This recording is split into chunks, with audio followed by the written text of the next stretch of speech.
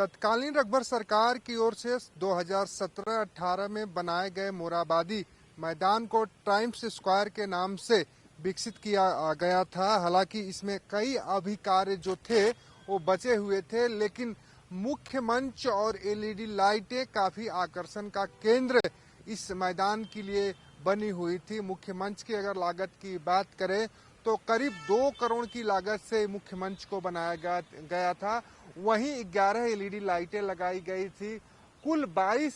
करोड़ रुपए वर्तमान तत्कालीन सरकार की ओर से खर्च किए गए थे इसे विकसित करने के लिए। हालांकि इसका उद्देश्य था कि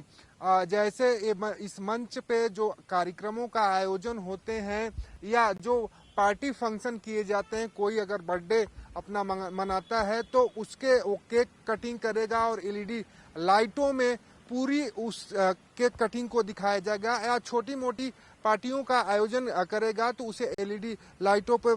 प्रदर्शित किया जाएगा, प्रकाशित किया जाएगा। हालांकि नगर निगम की ओर से कई बार इसके लिए निविदा निकाली गई इस टाइम्स स्क्वायर को चलाने के लिए, लेकिन कोई भी कंपनी, कोई एजेंसी आगे बढ़कर इस निविदा में हिस्सा लेने की रुचि नहीं दिखाई, जिसके बाद नाइट मार्केट की शुरुआत मोरहाबादी मैदान में करने की बात निकलकर सामने आई। लगातार नगर निगम की ओर से ये दावे किए जा रहे थे कि जयपाल सिंह मुंडा स्टेडियम और मोरहाबादी में नाइट मार्केट लगाया जाएगा, और नाइट मार्केट लगाए जाने से जो यहाँ के स्ट्रीट फूड हैं, जो छोटे दुकानदार हैं, उन्हें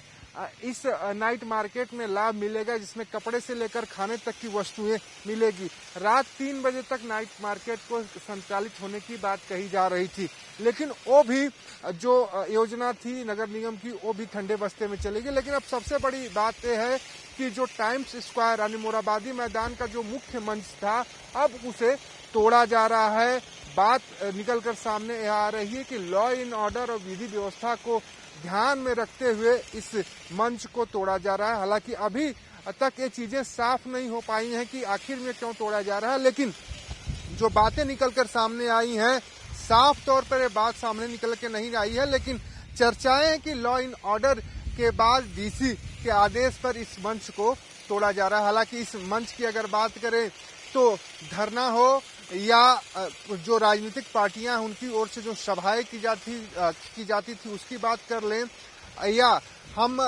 जो 15 अगस्त और 26 जनवरी को झंडा उत्तोलन होता था उसकी बात करें, इस मंच का इस तरह के आयोजनों में उपयोग किया जाता था। लेकिन अब कुछ ही दिनों बाद ये मंच पूरी तरीके से हटा दिया जाएगा और इसका नामो निशान मिट जाएगा। तो अब कह सकते हैं कि मोरहाबादी जिस तरीके से टाइम्स स्क्वायर के नाम से